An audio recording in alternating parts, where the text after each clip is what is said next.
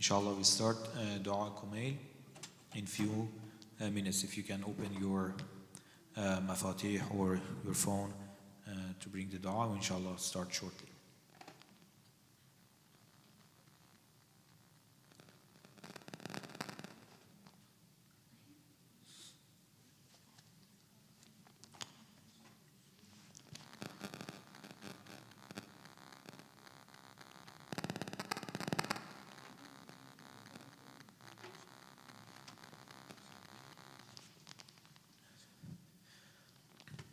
اللهم صل على محمد وآل محمد وعجل فرجهم.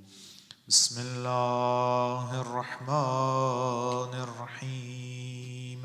اللهم كن لوليك الحجة بن الحسن صلواتك عليه وعلى آبائه في هذه الساعة وفي كل ساعة وليا وحافظا وقائدا وناصرا ودليلا وعينا حتى تسكنه أرضك طوعا وتمتعه فيها طويلا. بسم الله الرحمن الرحيم.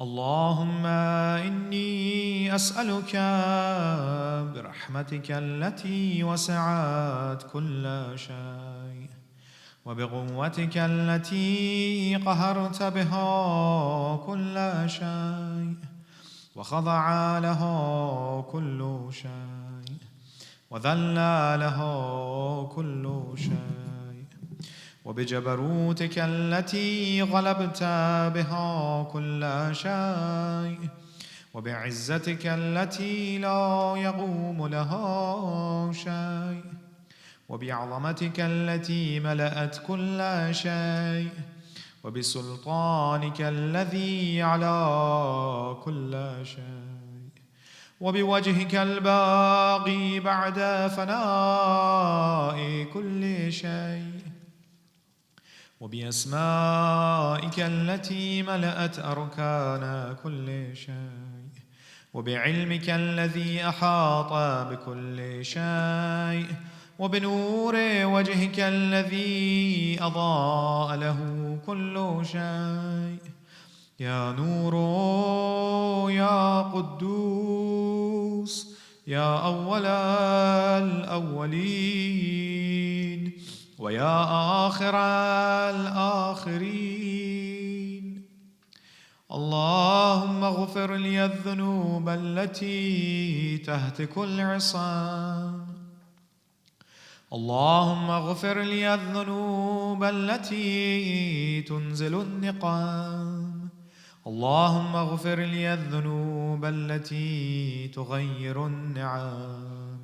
اللهم اغفر لي الذنوب التي تحبس الدعاء.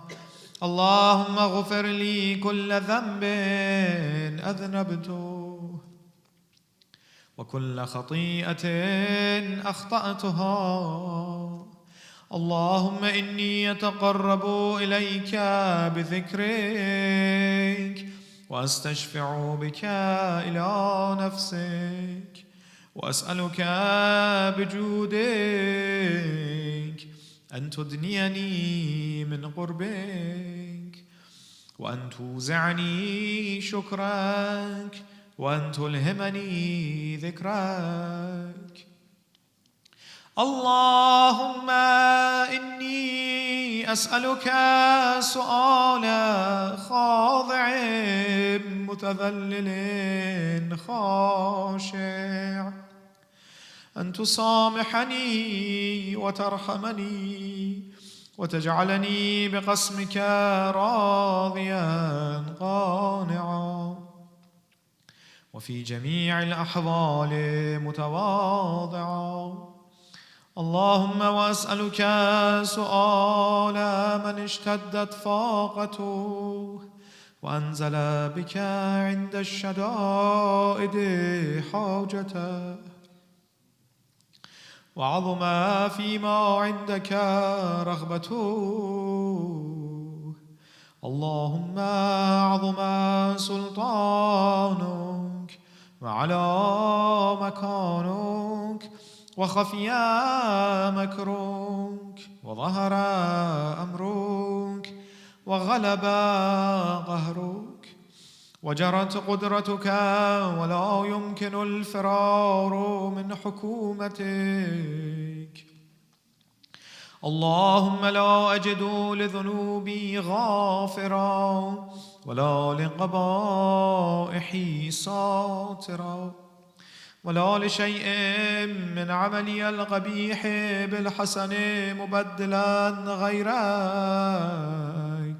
لا إله إلا أنت سبحانك وبحمدك ظلمت نفسي وتجرأت بجهلي وسكنت إلى قديم ذكرك لي ومنك علي.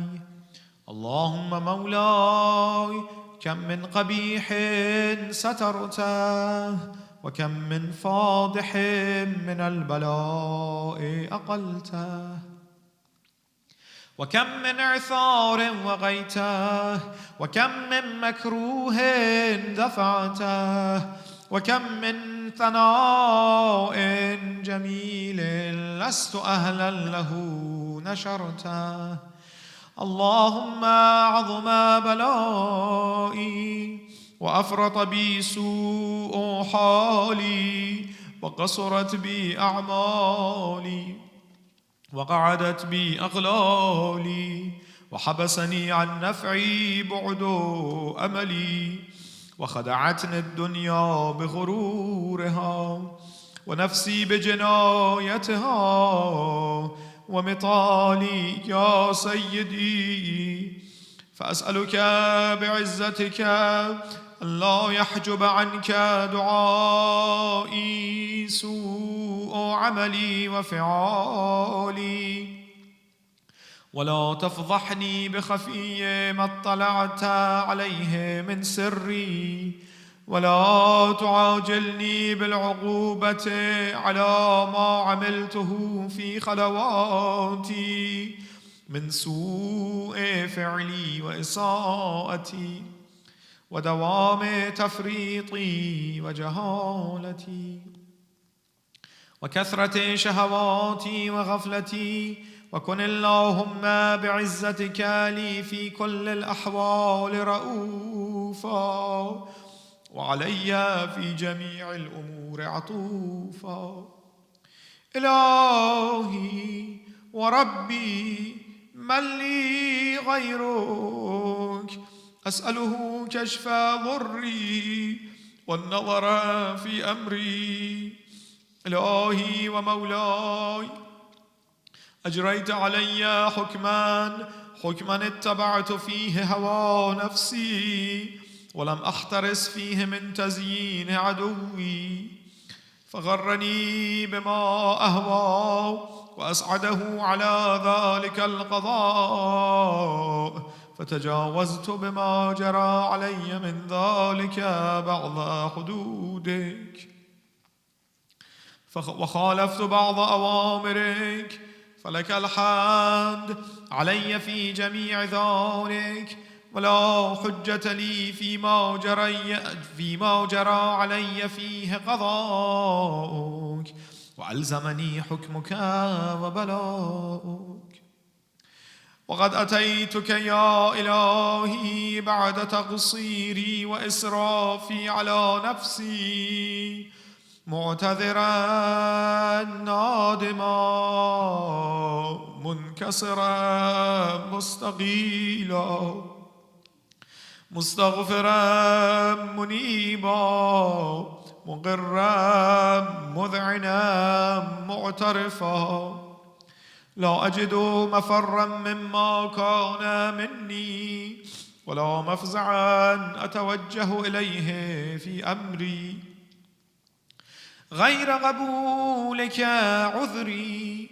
غير قبولك عذري وإدخالك إياي في سعة رحمتك اللهم فاقبل عذري وارحم شدة ضري وفكني من شد وثاقي يا رب ارحم ضعف بدني ورقة جلدي ودقة عظمي يا من بدأ خلقي وذكري وتربيتي وبري وتغذيتي هبني لابتداء كرمك أسالف برك بي يا إلهي وسيدي وربي أتراك معذبي بنارك بعد توحيدك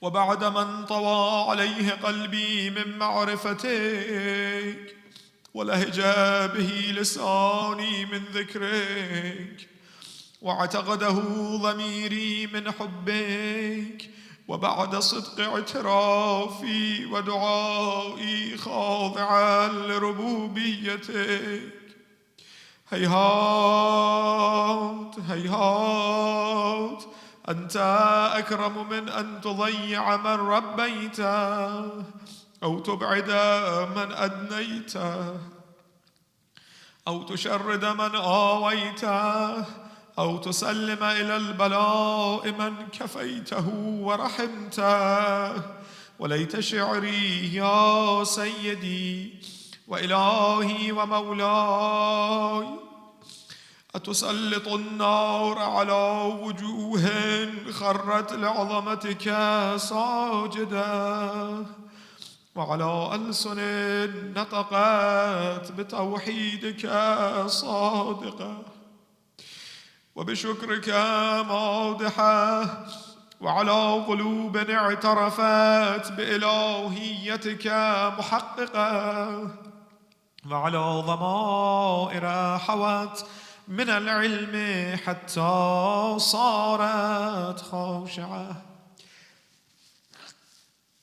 وعلى جوارح سعت إلى أوطان تعبدك طائعة وأشارت باستغفارك مذعنة ما هكذا الظن بك ولا أخبرنا بفضلك عنك يا كريم يا ربي وأنت تعلم ضعفي عن قليل من بلاء الدنيا وعقوباتها وما يجري فيها من المكاره على أهلها على أن ذلك بلاء ومكروه قليل مكثوه يسير بقاؤه قصير مدته فكيف احتمالي لبلاء الآخرة وجليل وقوع المكاره فيها وهو بلاء تطول مدته ويدوم مقامه ولا يخفف عن أهله لأنه لا يكون إلا عن غضبك وانتقامك وسخطك وهذا ما لا تقوم له السماوات والأرض يا سيدي فكيف لي وأنا عبدك الضعيف الذليل الحقير المسكين المستكين يا إلهي وربي وسيدي ومولاي لأي الأمور إليك أشكو ولما منها أضج وأبكي لأليم العذاب وشدته أم لطول البلاء ومدته؟ فلئن صيرتني للعقوبات مع أعدائك وجمعت بيني وبين أهل بلائك وفرقت بيني وبين أحبائك وأوليائك، فهبني يا إلهي وسيدي ومولاي وربي. صبرت على عذابك، فكيف أصبر على فراقك؟ وهبني صبرت على حر نارك، فكيف أصبر عن النظر إلى كرامتك؟ أم كيف أسكن في النار ورجائي عفوك؟ فبعزتك يا سيدي ومولاي أقسم صادقا لئن تركتني ناطقا لأضجن إليك بين أهلها ضجيج الآملين، ولأصرخن إليك صراخ المستصرخين، ولأبكين عليك بكاء الفاقدين، ولأنادينك أين كنت يا ولي المؤمنين، يا غاية آمال العارفين، يا غياث المستغيثين، يا حبيب قلوب الصادقين، ويا إله العالمين. أفتراك سبحانك يا إلهي وبحمدك تسمع فيها صوت عبد مسلم سجن فيها بمخالفته وذاق طعم عذابها بمعصيته وحبس بين أطباقها بجرمه وجريرته، وهو يضج إليك ضجيج مؤمل لرحمتك ويناديك بلسان أهل توحيدك ويتوسل إليك بربوبيتك. يا مولاي، فكيف يبقى في العذاب وهو يرجو ما سلف من حلمك؟ أم كيف تؤلمه النار وهو يأمل فضلك ورحمتك؟ أم كيف يحرقه لهيبها وأنت تسمع صوته وترى مكانه؟ أم كيف يشتمل عليه زفيرها وأنت تعلم ضعفه؟ أم كيف يتغلغل بين أطباقها وأنت تعلم صدقه؟ أم كيف تزجره زبانيتها وهو ينادي يا رب؟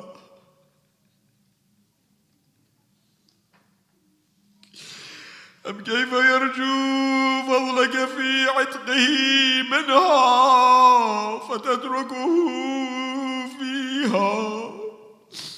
هيهات هيهات، ما ذلك الظن بك ولا المعروف من فضلك ولا مشبه لما عاملت به الموحدين من برك وإحسانك، فباليقين أقطع لولا ما حكمت به من تعذيب جاحديك وغضيت به من إخلاد معانديك لجعلت النار كلها بردا وسلاما وما كان لأحد فيها مقرا ولا مقاما، لكنك تقدست أسماؤك، أقسمت أن تملأها من الكافرين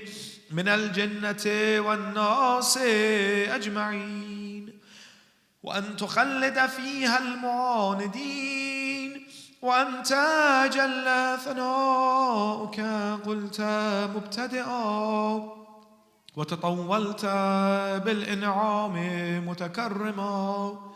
أفمن كان مؤمنا كمن كان فاسقا لا يستوون.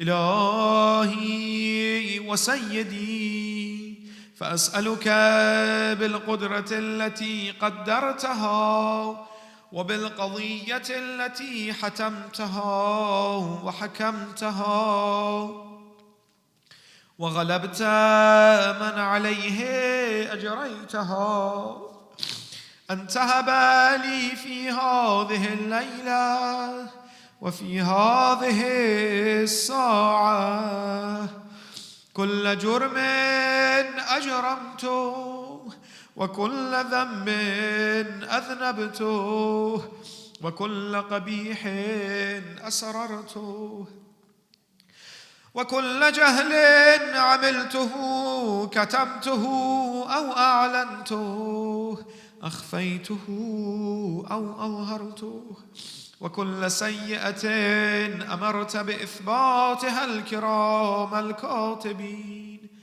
الذين وكلتهم بحفظ ما يكون مني، وجعلتهم شهودا علي مع جوارحي، وكنت أنت الرقيب علي من ورائهم والشاهد لما خفي عنهم، وبرحمتك أخفيته وبفضلك سترته، وأن توفر حظي من كل خير أنزلته أو إحسان فضلته أو بر نشرته أو رزق بسطته أو ذنب تغفروه أو خطأ تستروه. يا ربي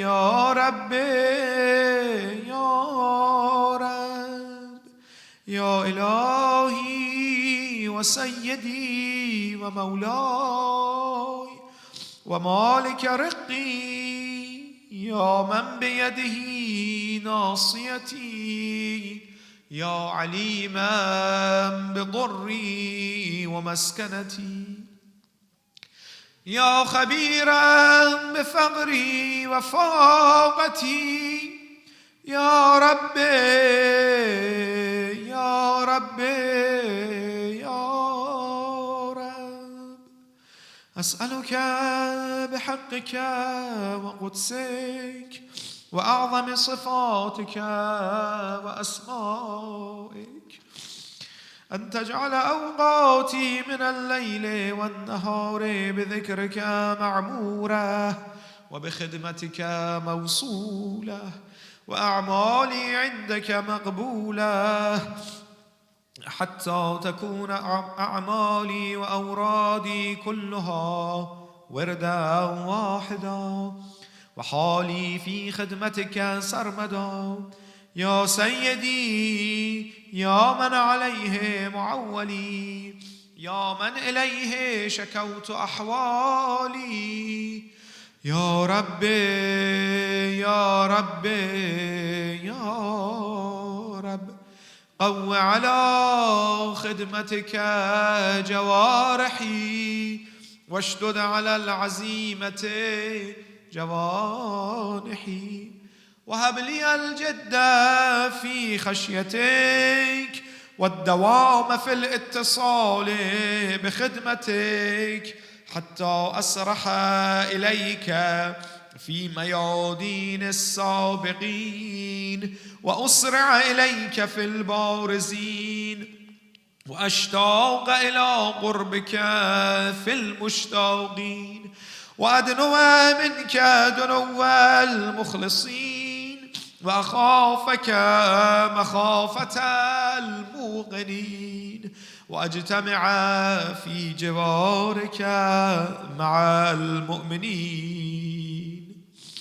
اللهم ومن أرادني بسوء فأرده، ومن كادني فكده، واجعلني من أحسن عبيدك نصيبا عندك، وأقربهم منزلة منك، وأخصهم زلفة لديك، فإنه لا ينال ذلك إلا بفضلك، وجد لي بجودك، واعطف علي بمجدك، واحفظني برحمتك، واجعل لساني بذكرك لهجا، وقلبي بحبك متيما، ومن علي بحسن بإجابتك، وأقلني عثرتي، واغفر زلتي، فإنك قضيت على عبادك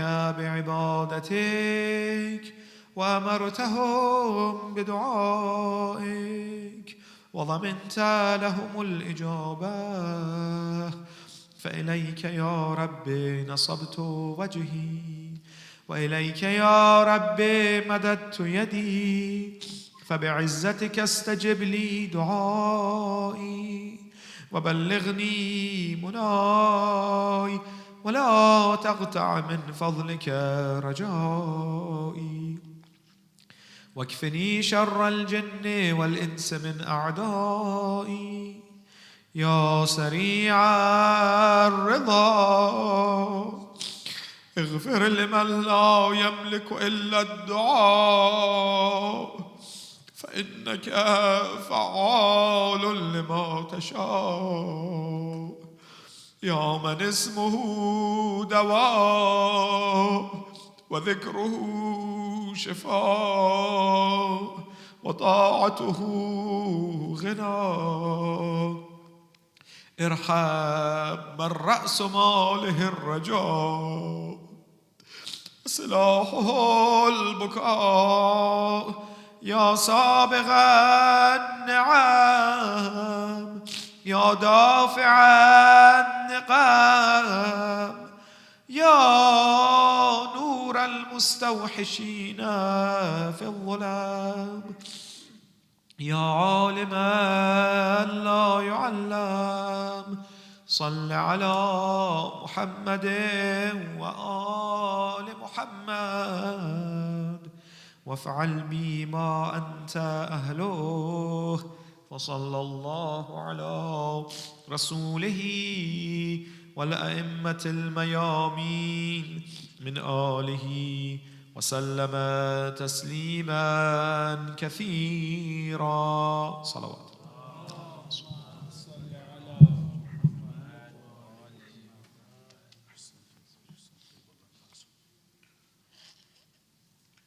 اللهم إنا نسألك وندعوك ونقسم عليك باسمك العظيم الأعظم الأعز الأجل الأكرم 10 times. يا الله يا الله يا الله يا الله يا الله يا الله يا الله يا الله يا الله يا الله يا الله.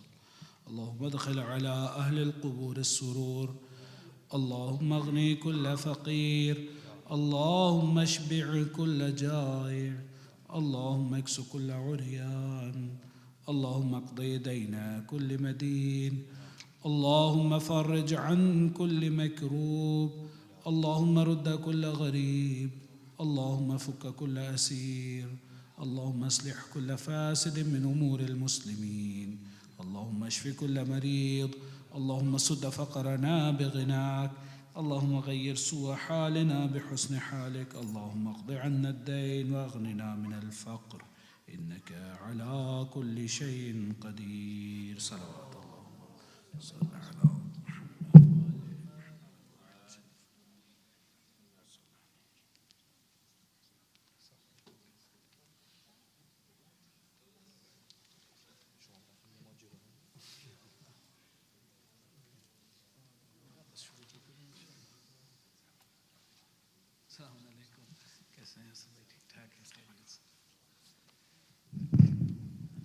ممنون. انشاءاللہ 5 منٹ میں انشاءاللہ میلاد شروع کرتے ہیں.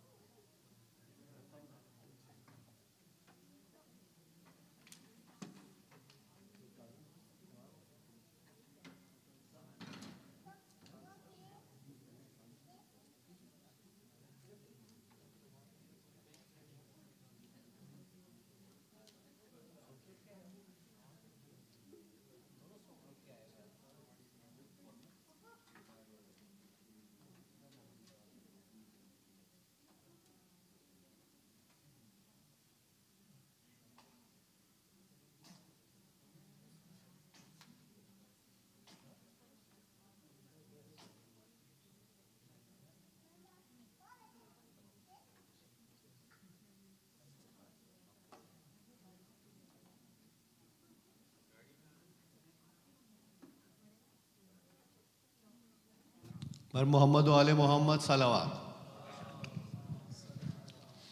بارے دیگر بلند تر صلوات. ہو اس کے روبرو بھلا کیا داغدار چاند، منہ ابر میں چھپا کے چلے بار بار چاند. ویسے محاورے میں تو ہوتے ہیں 4 چاند، اکبر نے کربلا کو لگائے 1000 چاند. پایا ہے چہرہ مثل پیمبر اسی لیے، لکھا گیا ہے نام بھی اکبر اسی لیے. پر محمد و آل محمد صلوات. میں سب سے پہلے قاسم سے درخواست کروں گا کہ وہ آ کے اپنا قصیدہ پیش فرمائے. اور محمد و آل محمد صلوات.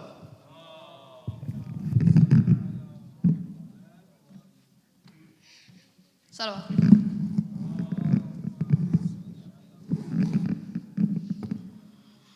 آ گیا شعبان خوشیوں کے زمانے آ گئے، آ گیا شعبان خوشیوں کے زمانے آ گئے. رونے والے محفلوں میں، رونے والے محفلوں میں مسکرانے آ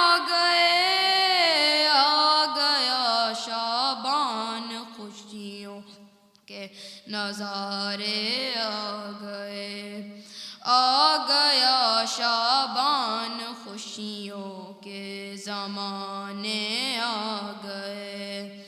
کون آیا ہے زمین پر بن کے زینت باپ کی؟ کون آیا ہے زمین پر بن کے زینت باپ کی؟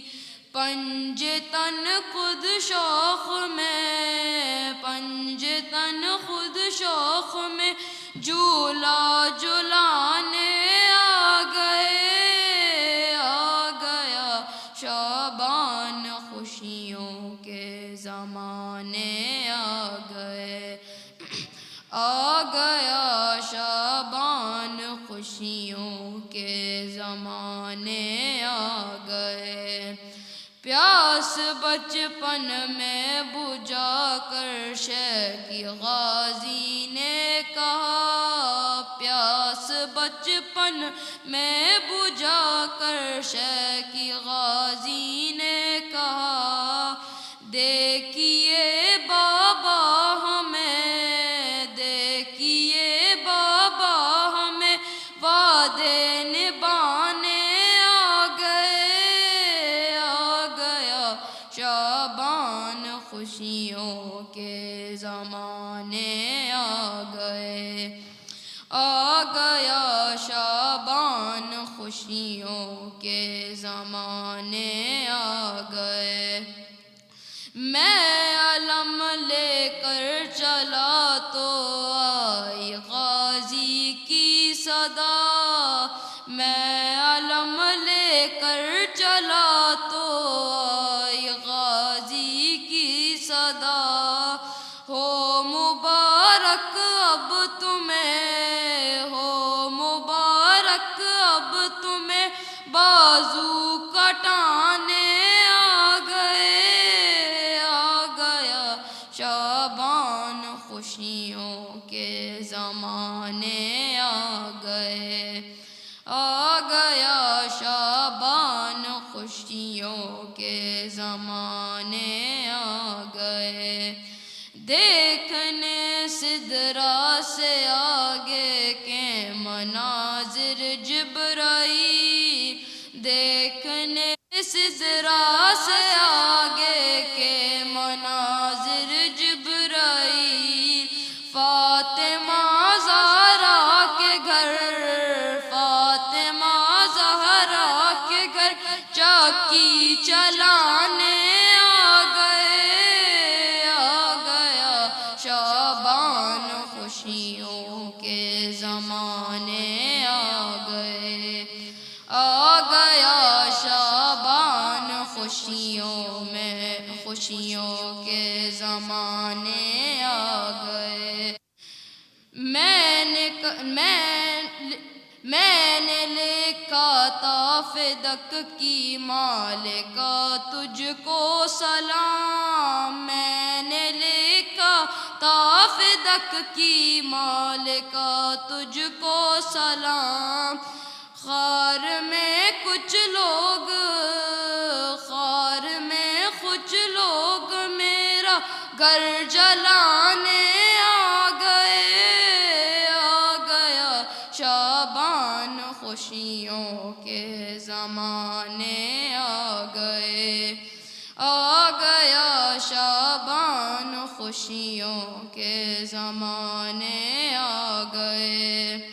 اس جہاں میں تکلم ہم فقیر بو تراب، اس جہاں میں تکلم ہم فقیر بو تراب. دشمن زہرا کو، دشمن زہرا کو مٹی میں ملانے آ گئے. آ گیا شعبان خوشیوں کے زمانے آ گئے. آ گیا شعبان خوشیوں کے زمانے آ گئے. صلوات.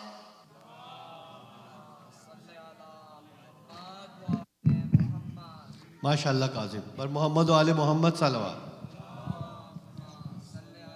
جناب قاسم علیہ السلام کی شان میں جو دو اشعار کہ ہو مبارک آج فرزند حسن پیدا ہوا، ہو مبارک آج فرزند حسن پیدا ہوا، بن کے نور پنجتن یہ گل بدن پیدا ہوا۔ بر محمد و آل محمد صلوات۔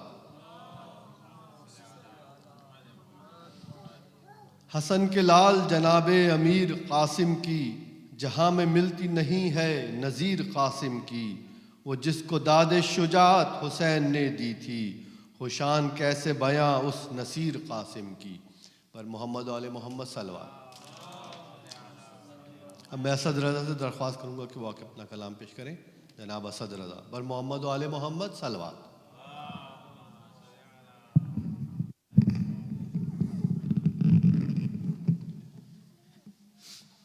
ایک اور صلوات۔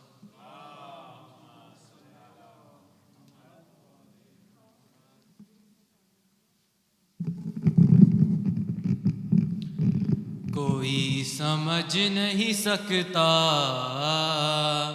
حسین کا رتبہ، کوئی سمجھ نہیں سکتا حسین کا رتبہ، حسین کا رتبہ، حسین کا رتبہ ہے انبیاء سے،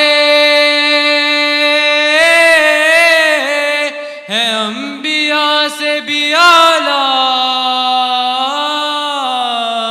حسین کا رتبہ، حسین کا رتبہ کوئی سمجھ نہیں سکتا حسین کا رتبہ، تمام نبیوں کی عقلیں بھی گر خدا دے دے، ازل سے تابابد موت بھی نہ آئے مجھے، میں پھر بھی لکھ نہ سکوں گا حسین کا رتبہ، حسین کا رتبہ کوئی سمجھ نہیں سکتا حسین کا رتبہ، تھے اختیار محمد میں لاہور قلم، پسر نصیب میں راہب کی خود کیے نہ رقم، سمجھ لیتا کہ زمانہ حسین کا رتبہ، حسین کا رتبہ کوئی سمجھ نہیں سکتا حسین کا رتبہ، حسین کا رتبہ، حسین کا رتبہ ہے لفظ یاد کی یہ کیسی کیسی مجبوری، تمام آیتیں تحریر ہو گئی پھر بھی ابھی بھی باقی ہے لکھنا حسین کا رتبہ، حسین کا رتبہ کوئی سمجھ نہیں سکتا حسین کا رتبہ، حسین چاہے تو ہوتا ہے مردہ خود زندہ، بہت سے لوگ نہیں مانتے یہ بات، ذرا حبیب اٹھ کے بتانا حسین کا رتبہ، حسین کا رتبہ کوئی سمجھ نہیں سکتا حسین کا رتبہ، ہر ایک سورہ کا میں ترجمہ بتاتا گیا، اسے میں حمد سے والناس تک سناتا گیا، کسی نے پوچھ لیا تھا حسین کا رتبہ، حسین کا رتبہ کوئی سمجھ نہیں سکتا حسین کا رتبہ، نماز یہاں رہے تھے عجیب حالت تھی، طویل سجدے سے سر کو اٹھا کے بولے نبی، سمجھ تو آ گیا ہوگا حسین کا رتبہ، حسین کا رتبہ کوئی سمجھ نہیں سکتا، حسین کا رتبہ کہا یہ رب نے یقین میں بدل نہ جائے غماں، خدا نہ لگنے لگے یہ تمہیں اہل جہاں، سنبھل سنبھل کے سمجھنا،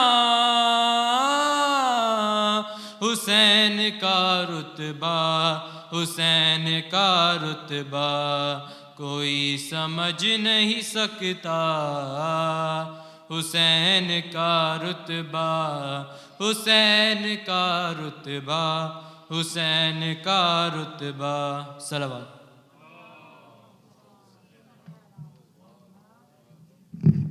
ماشاء اللہ سر، بر محمد و آل محمد صلوات۔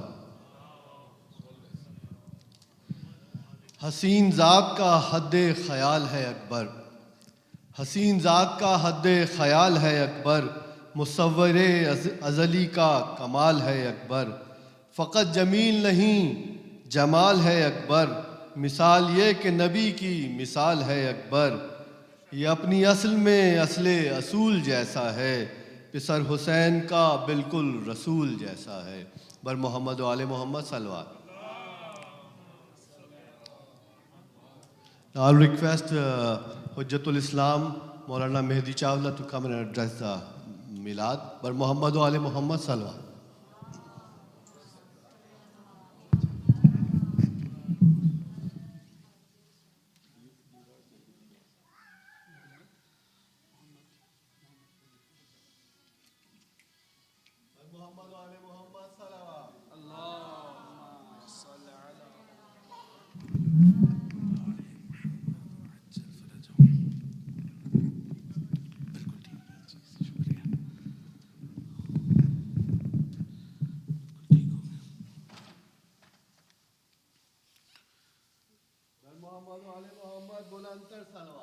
اللهم صل على محمد وآل محمد وعجل فرجهم. رحم الله من قرأ الفاتحة. بسم الله الرحمن الرحيم. الحمد لله رب العالمين الرحمن الرحيم مالك يوم الدين إياك نعبد وإياك نستعين اهدنا الصراط المستقيم صراط الذين أنعمت عليهم غير المغضوب عليهم ولا الضالين. بسم الله الرحمن الرحيم. قل هو الله أحد الله الصمد لم يلد ولم يولد ولم يكن له كفوا أحد. بسم الله الرحمن الرحيم. قل هو الله أحد الله الصمد لم يلد ولم يولد ولم يكن له كفوا أحد. بسم الله الرحمن الرحيم. كذلك أعوذ بالله من الشيطان الرجيم. بسم الله الرحمن الرحيم. الحمد لله رب العالمين. الحمد لله مالك الملك مجري الفلك مسخر الرياح فالق الإصباح ديان الدين رب العالمين. الحمد لله الذي لم يتخذ ولدا ولم يكن له شريك في الملك ولم يكن له ولي من الذل وكبره تكبيرا.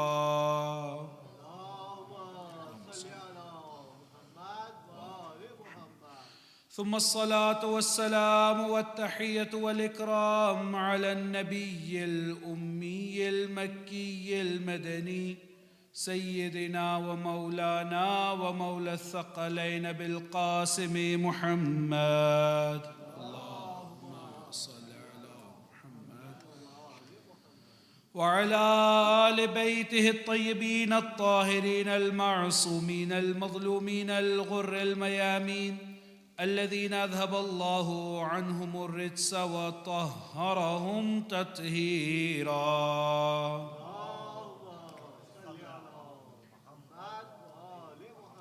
ولعنة الدائمة على أعدائهم من حين عداوتهم إلى قيام يوم الدين. أما بعد فقد قال الله الحكيم في كتابه الكريم وقوله الحق بسم الله الرحمن الرحيم قل لا أسألكم عليه أجرا إلا المودة في القربى آمنا بالله وصدق الله العلي العظيم.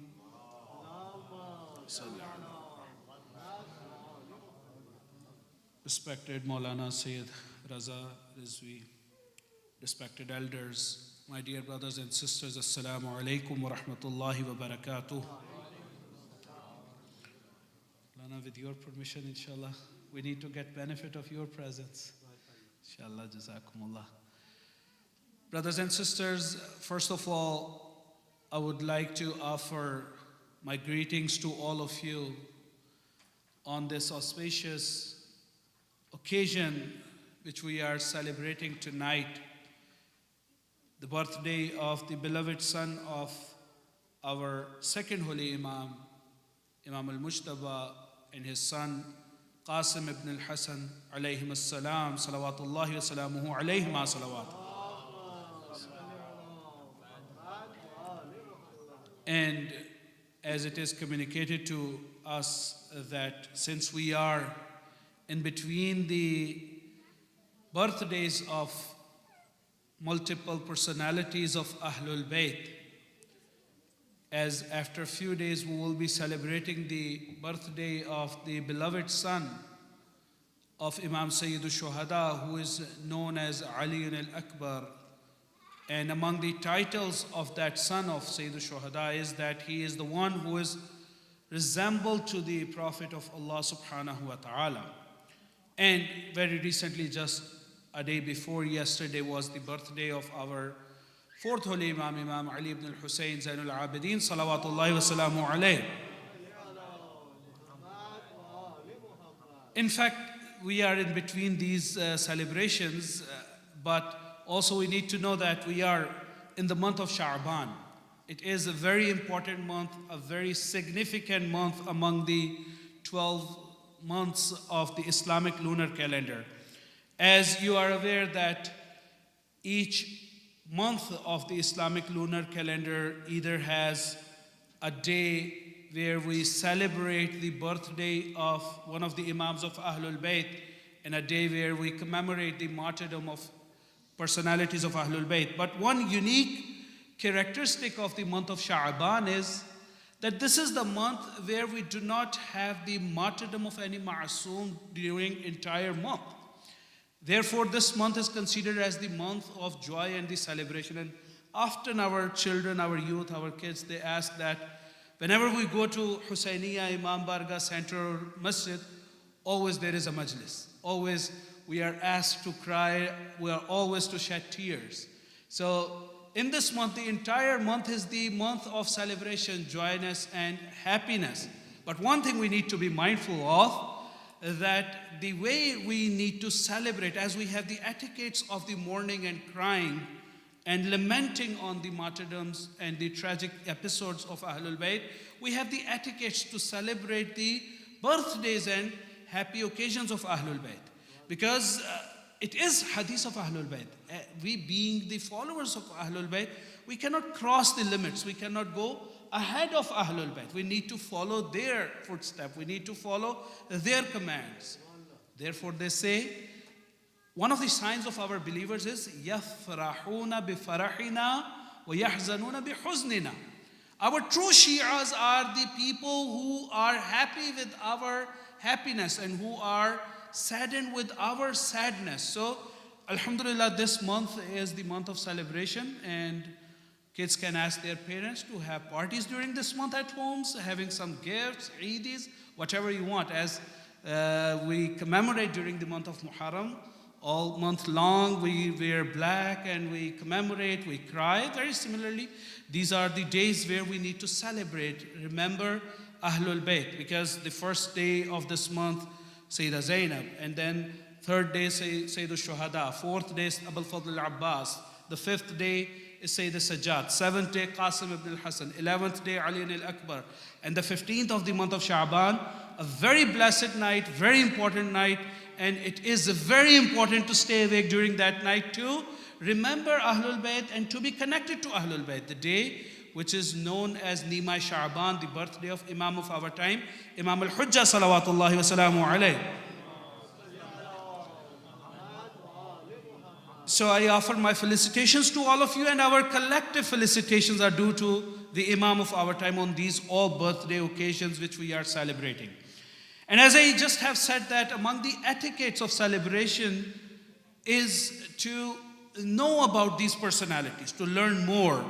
So technically, when we have the birthday celebration of our family members, for instance, if I were to celebrate the birthday of my child, I know my child, I remember that child and remind him of some of the characteristics. But if it is someone who is elder than me or who is an important personality, then one of the ways to celebrate that occasion is to honor and to remember the services that person has provided, and also to try to imitate that personality. During this month, when we are, especially tonight, inshallah, we'll go very quickly tonight as we are celebrating the birth night of Qasim ibn al-Hasan, and as I can see that among the audience tonight, a good number is the youth, sisters and brothers. And the next birthday which we are celebrating tonight is Ali al-Akbar. Again, the dimension of the personality of Ali al-Akbar, although his name is Ali al-Akbar, but we need to know that it's a historical fact. And I hope all of you are aware about this historical issues, that why we are not aware of the exact birthdays or the years of birth and the names and the titles of some of the personalities of Ahlul Bayt. Among the reasons is the persecution and the oppression of Banu Umayyah and Banu Abbas. They burnt all the historical accounts and they did not let the historical accounts to survive, and there was a big force from them not to record the history of Ahlul Bayt. Even they wiped out all the ahadith by making and fabricating the ahadith in their favor. Very similarly, they wiped out the history. Therefore, it's a question that the personality we know with the name of Ali al-Akbar was the eldest son of Sayyid al-Shuhada, or he was the son younger than Sayyid al-Sajjad, because the historical account we have and what we recite through the authentic maqatil, that Ali al-Akbar was in his late teen age and Sayyid al-Sajjad was in his early 20s. So then the meaning of the word Ali Akbar does not fit to that reality. But the answer is for two reasons. That first one is that it is said that he was the first one to receive the permission to go to the battlefield. Therefore, he was Akbar among the Shuhada, among the martyrs. This is one of the reasons.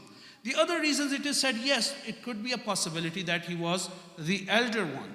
But there is a third possibility as well, that since the fourth Imam is distinguished with his role of Imamat, then therefore Ali al-Akbar becomes the bigger son or the eldest son among the other sons of Sayyid al-Shuhada.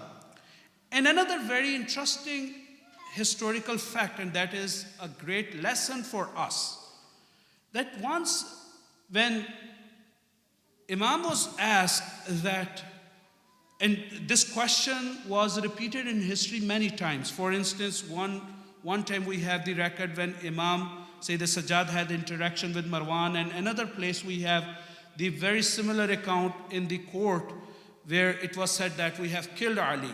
When he was asked, what is your name? And he said, my name is Ali. And he said, we killed him.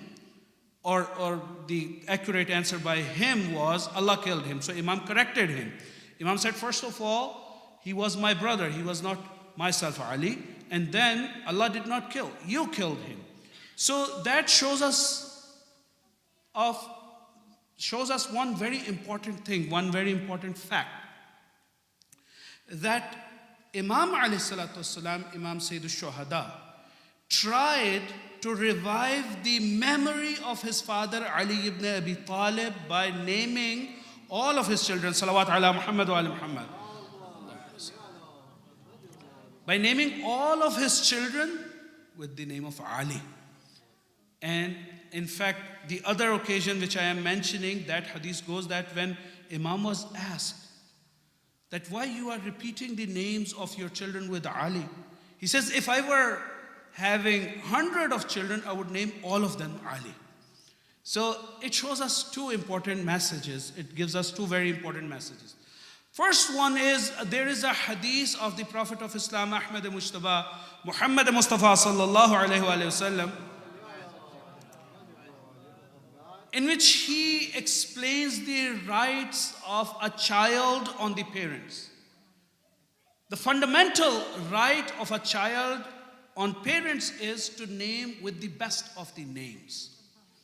And it's a reality, and there is a fact that a person would acquire the characteristics of the personality whom he is named after.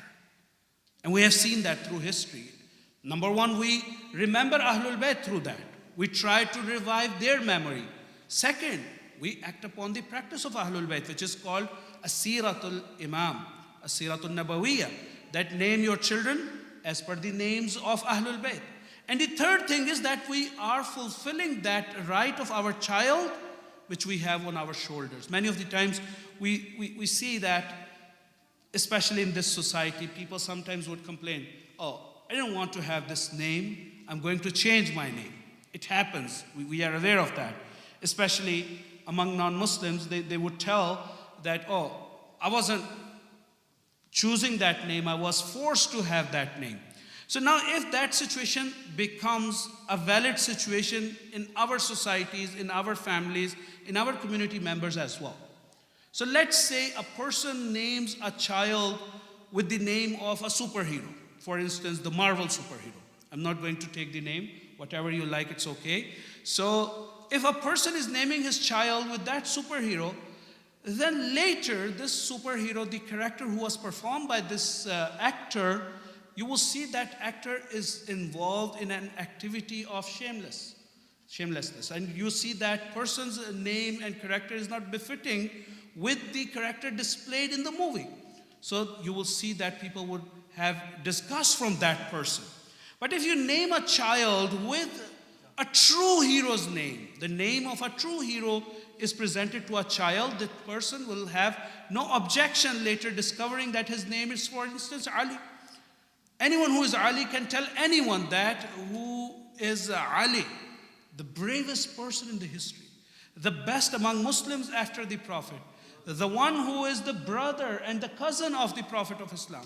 And if you were to ask anyone, okay, find out any discrepancy, any shortcoming in the personality of Ali, not only from the perspective or the viewpoint of his followers and lovers, go and find his enemies. You will see that all the enemies would praise Ali ibn Abi Talib.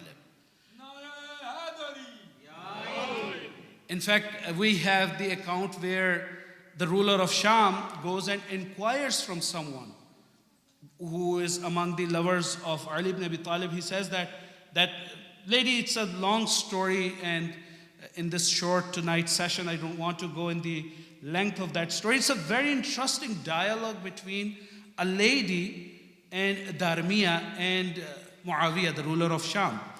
And when the arguments are exchanged with each other, and it is after the martyrdom of Amirul Mu'minin, he would ask that, do you still love him?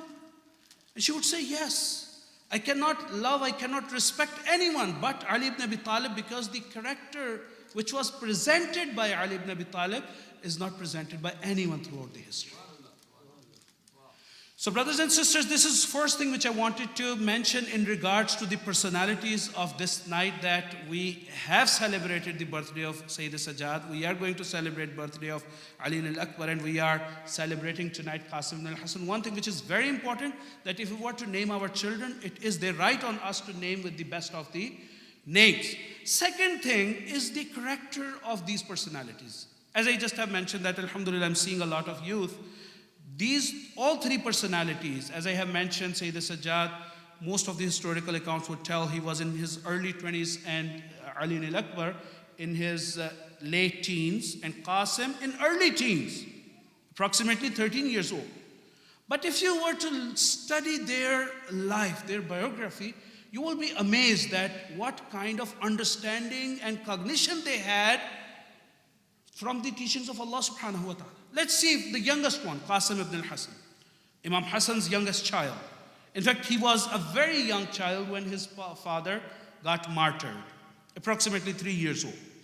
And since his account of remembrance is mentioned through the tragic episode of Karbala, so usually when we recite Musibat of Qasim ibn al-Hasan, we recite those words. But actually, these are the words of merits and virtues of Qasim ibn al-Hasan. Look at a 13 years old child, how much submissive he is to his father, how much loyal he is to his uncle, not only based on the relationship which he had with his father and with his uncle, no, because his father was an imam and his uncle is the imam. So that sense of being submissive to the imam of your time is a very important notion which we need to inculcate in our children from a very young age. That the authority of imam over our affairs is even stronger than the authority we have on our affairs. Therefore, you see that it is said that during the eve of Ashura, when Sayyid al-Shuhada is coming, he finds Qasim ibn al-Hasan in a state of sadness. So he had a dialogue with him, and he inquires, why you are sad tonight? And he says that you were reading from the book, you had the names of the martyrs of tomorrow. You did not name my name. So look at the desire to sacrifice, desire to be submissive to God. And then Imam asks him a wonderful question. He says that, let me know, O Qasim, O my nephew, كيف الموت عندك? What is the reality of death in your eyes? It's a very important question. Usually we go very quickly when we recite Musibat. But if we were to contemplate on this question, especially asking by an uncle from his nephew of 13 years old, ask this question from yourself. If you are 30, you are 35, you are 40, because all of us, we are aware death is an eternal reality. No one can escape from that. Anyone who is living has to die one day. This is the system of Allah subhanahu wa ta'ala.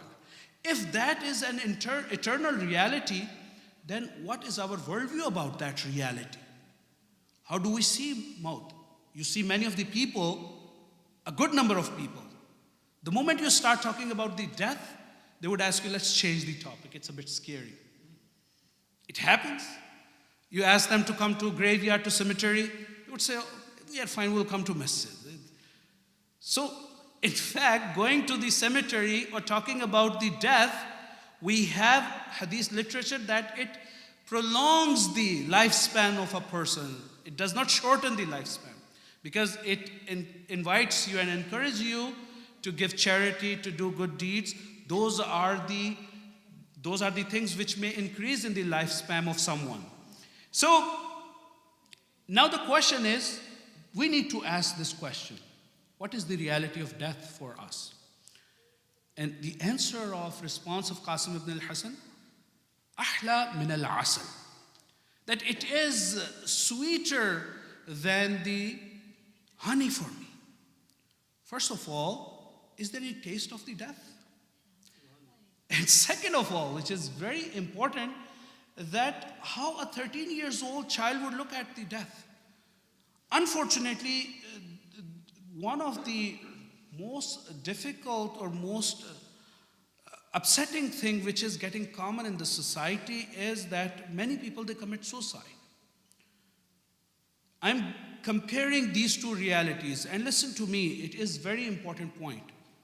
If you were to ask them, for instance, I don't want to name one of the brands, the owner of this brand, a lady, very young, very successful, a billionaire.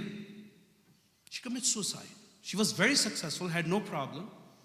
Very similarly, you see some of the kids, some of the people in their 20s or even younger than that, while playing some games, they would commit suicide or they would try to commit suicide. What's the reason? We need to know, because these are very important issues we need to understand, especially in terms of mental health issues. The depression, anxiety, or this hopelessness, we need to bring this up with our parents, and we need to consult with a psychiatrist or a counselor. These are not the things we just can neglect or we can be oblivious of. No. Sometimes these thoughts make a person think that this life has no goal. This life has no meaning for me. This life has no excitement for me. To have some excitement, to find some goal, to find some reason, let's explore what happens after the death. So this is one way of thinking about the death.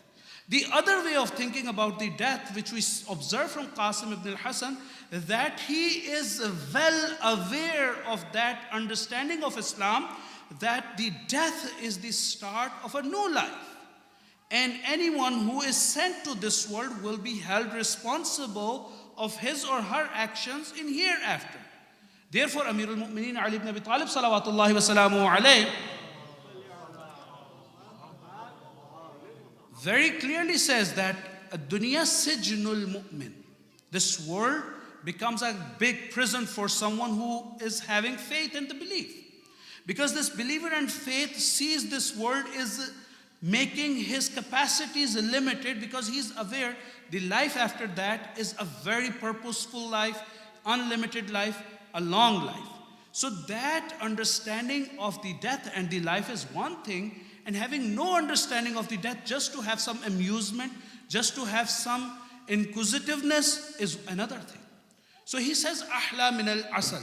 So this other personality, and I give you the conclusion after talking about the second aspect as well, the other personality we are remembering is Ali al-Akbar. So they are traveling in the form of a caravan from Mecca towards Kufa, where consequently they were stopped at Karbala. But on their way at some place, they stopped at a station. And his father, Sayyidul Shuhada, had a nap. And he wakes up from his nap and he recites Kalimatul Istirja'. Kalimatul Istirja' is Inna lillahi wa inna ilayhi raji'un. This is Kalimatul Istirja', and usually it is uttered when there is some calamity or fear. So he looks at his father and he says that, my father, why did you recite this Kalimatul Istirja' on the station? And Sayyidul Shuhada says, I feel, and I had a dream, I had feeling when I was taking nap, and I heard a call as well, that wherever this caravan is going, the death is chasing. So now look at the question asked by Ali Akbar, a youth in his 18. The understanding of the life and death, the understanding of the reality of life. That is very important to understand. He says that, oh father, tell me one thing. أَوَلَسْنَا عَلَى الْحَقِّ? Are we not on the right track, right path? Are we not doing something which is right? So now this is the question anyone should ask throughout the life, on every single day, on every single hour. That am I on haqq or not? Am I on the right path or not? So this haqq could be one of the paths. For instance, if someone is going to learn knowledge from school, the path of righteousness, the right path is to fulfill that obligation. Someone is going to earn some halal income or sustenance, that is right path. So each time a person steps out of the home, each time you turn your computer on, each time you play a game, ask your question, am I on right path? What I am doing, is it right? Is it befitting with my hereafter? Look at the answer of Ali al-Akbar. He says that if we are on the right path, إِذَنْ لَا نُبَالِي, then we have no fear, then we have no problem. If we die, or death comes after us. So that shows us, these two examples show us a very important reality. Number one, that we need to find a meaning and a purpose in our lives. And that purpose and meaning should be related to our faith, religion, and to the role models we have in our lives. We are fortunate that we are associated with the family of the Prophet and Prophet himself. We have role models. If you are 13, we have a role model in the form of Qasim ibn al-Hasan. If you are 18, you have the role model in the form of Ali al-Akbar. Very similarly for sisters. We have Sakina, we have Ruqayya, we have Zainab, we have Kulthum, we have Fatimatu Zahra salawatullahi wa salamu alayha. So we need to deepen our understanding about these personalities to see that how we can find the meaning in our lives as well. What is the purpose of life? And if we find that purpose of life, then we will find the excitement because we will be following that goal. So this was one thing which I wanted to mention from these lives. One thing which also is very important to mention during this night, this was their understanding, their ma'arifat, and other thing is their character. For instance, their understanding or their cognition in terms of being a youth of the family of Ahlul Bayt. And you can see the statement of Sayyid al-Shuhada. Just to relate our point with that connection, Sayyid al-Shuhada, when he sent Ali al-Akbar on the day of Ashura towards the enemy, he uttered a statement. He said, Allahumma ashhad ala ha'ulai al-qawm laqad baraza ilayhim ghulam ashbahu an-nas khalqan wa khulqan wa mantiqan bi rasulik. So the translate goes like this. He looks at the sky and he holds Allah subhanahu wa ta'ala a witness to tell us that what I am going to utter is not exaggeration. These are the words of a ma'soom. I can exaggerate that my son is the, for instance, the beautiful individual in entire humanity. But Sayyid al-Shuhada is a ma'soom. And he is holding Allah subhanahu wa ta'ala as a witness. No exaggeration, a reality. He says, oh Allah, be my witness. Now I am sending someone to these people, these treacherous people, someone who is the most resembling person to your prophet in what? This is very important, 3 words. Khalqan wa khulqan wa mantiqan bi rasul.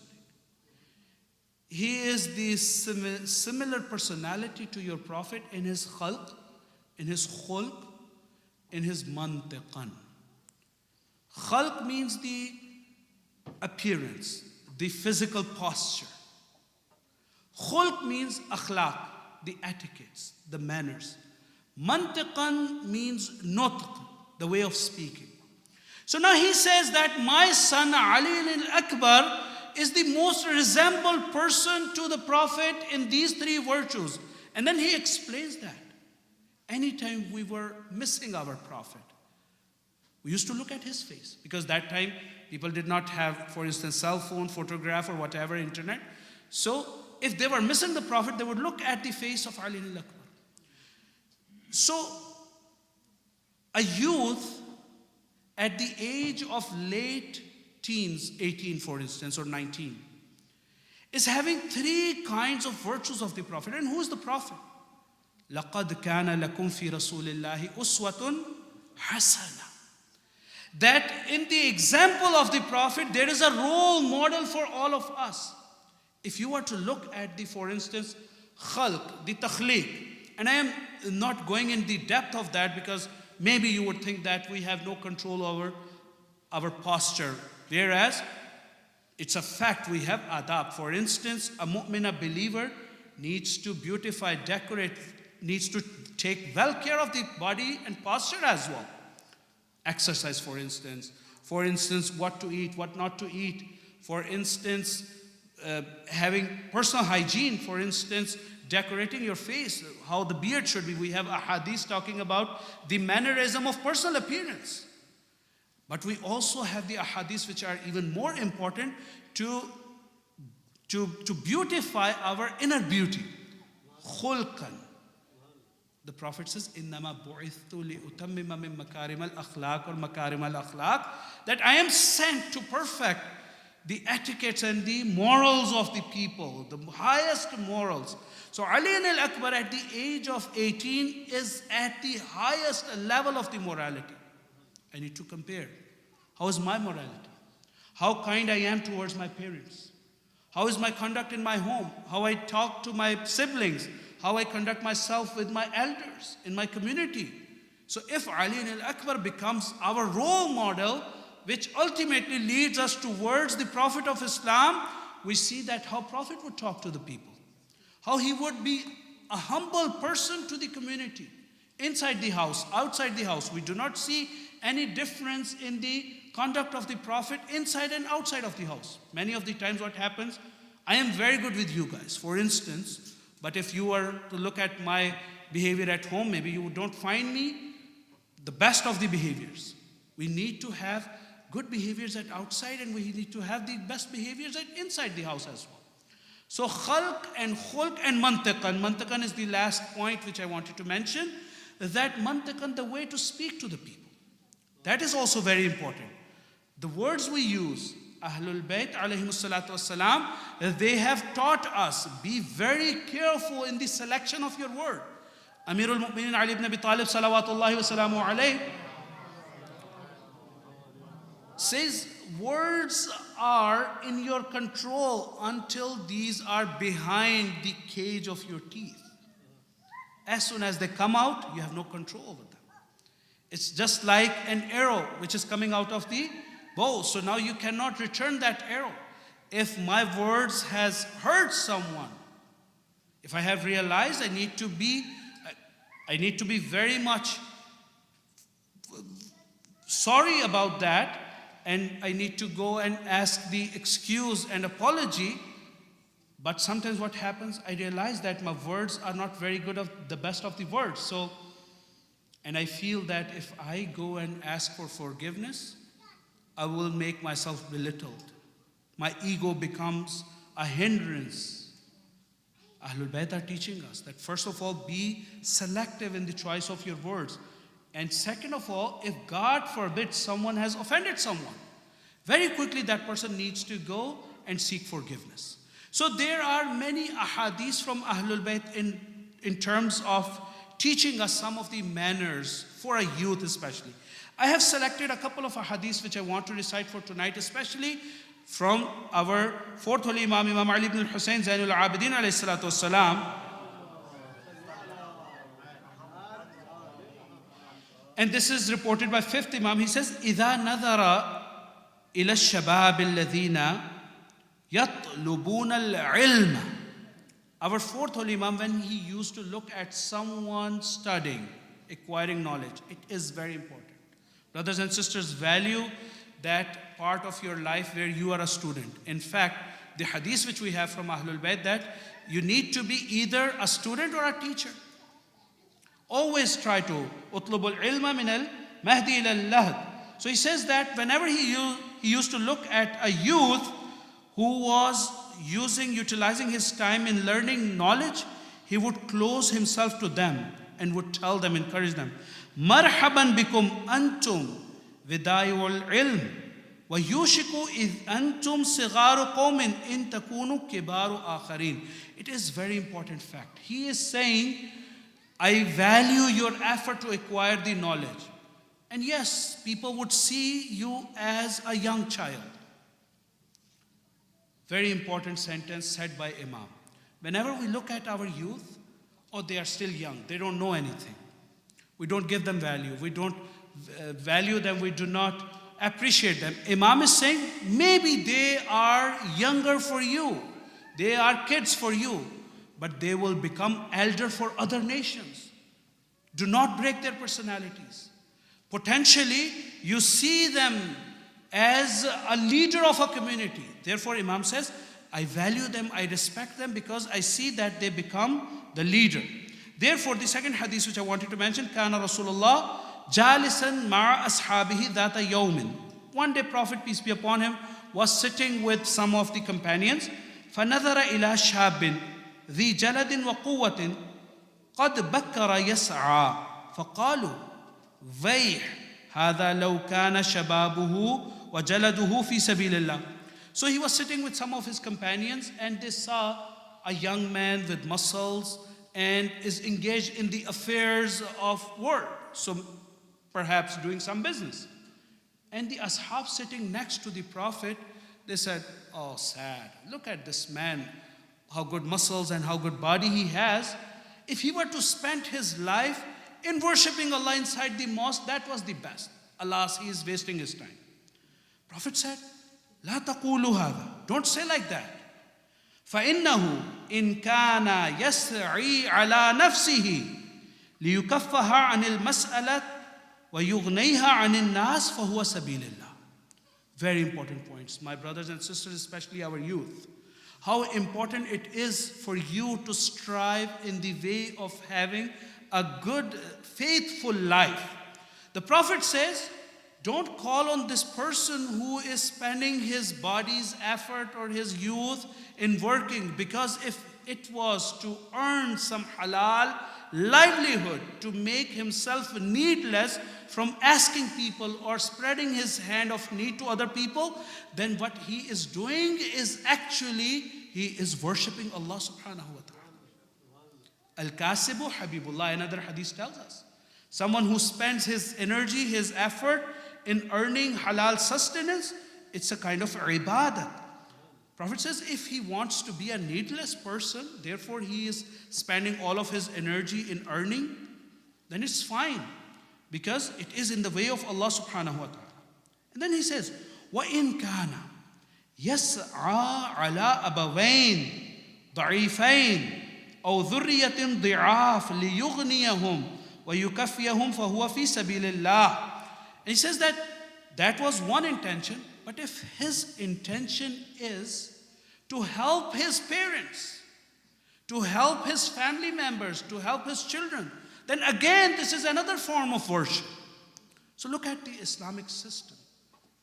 Ibadat is not only coming to mosque or standing on a prayer mat and prostrating and fasting throughout the days and worshipping throughout the night. It's very good. But earning for a halal livelihood, earning for yourself so you become needless, or you serve your parents.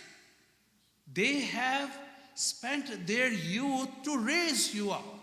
They have spent their energies to earn for you. They have provided everything for you. Now this is the time for you to pay them back. Prophet says that is one of the best forms of the worship, because you are helping your parents, both of them, because now they are weak. Now they need some rest. Now they need to be retired. So you need to help them. And very similarly, if you have family and you have children, it is your responsibility. Prophet says that is a form of worship. If a man or a woman goes and earns halal livelihood and provides it to the family, that is another form of worship. But then he says, this is the last statement and I will conclude, and that is a very great warning.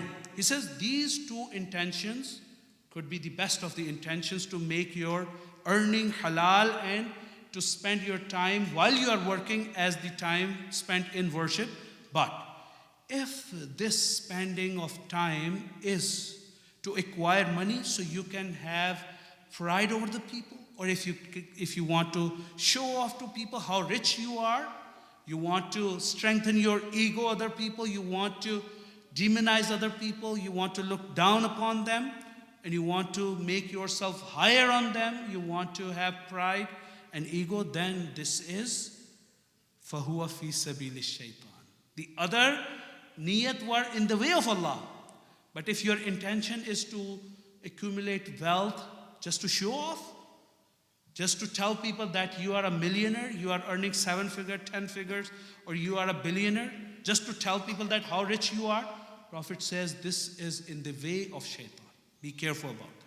So brothers and sisters, tonight inshallah I conclude with this reminder to myself and to all of you that we need to make the personalities of Ahlul Bayt as our role models to learn lessons from their lives, especially how to live a prosper, how to live a faithful and a successful life in this world. Because if we live a successful, faithful life in this world, that will help us to live a life of success in hereafter. I pray to Allah subhanahu wa ta'ala, this is the eve of Thursday, dua is accepted during this night. So whatever hajat you have, bring those in your minds.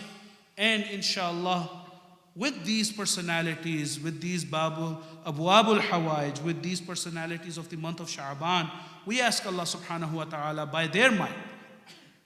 اللهم إنا نسألك وندعوك ونقسم عليك باسمك العظيم الأعظم العز الأجل الأكرم 10 times يا الله يا الله يا الله يا الله يا الله يا الله يا الله يا الله يا الله يا الله يا رحمن يا رحيم يا مقلب القلوب ثبت قلوبنا على دينك. Oh Allah, forgive our major and minor sins, Ya Allah.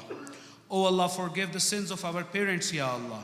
Oh Allah, we ask your help in our trials and tribulations. Oh Allah, make us successful in our trials, Ya Allah. Oh Allah, help us to raise our children according to your command and the command of your Prophet, Ya Allah.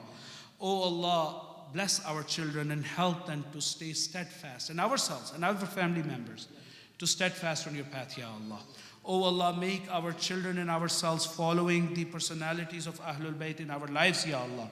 Oh Allah, bring quickest divine recovery to all sick and patients in this gathering or at our homes or in the hospitals, anywhere in the world, especially the people who got injured in this tragic event in Peshawar. Oh Allah, bring your divine quickest recovery to all of them, Ya Allah. Oh Allah, raise the status of our marhumin, especially the shuhada of this mosque bomb blast. Oh Allah, raise their status near the shuhada of Ahlul Bayt, Ya Allah. Oh Allah, make the reappearance of Imam of our time, Imam al-Hujjah, as soon as possible, Ya Allah. Include us among his supporters and companions, Ya Allah. Oh Allah, believing men and women sitting here, whatever hajat they have in their hearts.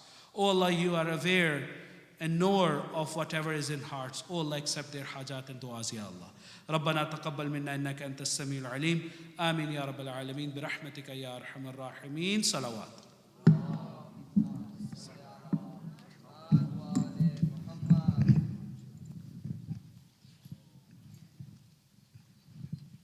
متوجہ زیارت.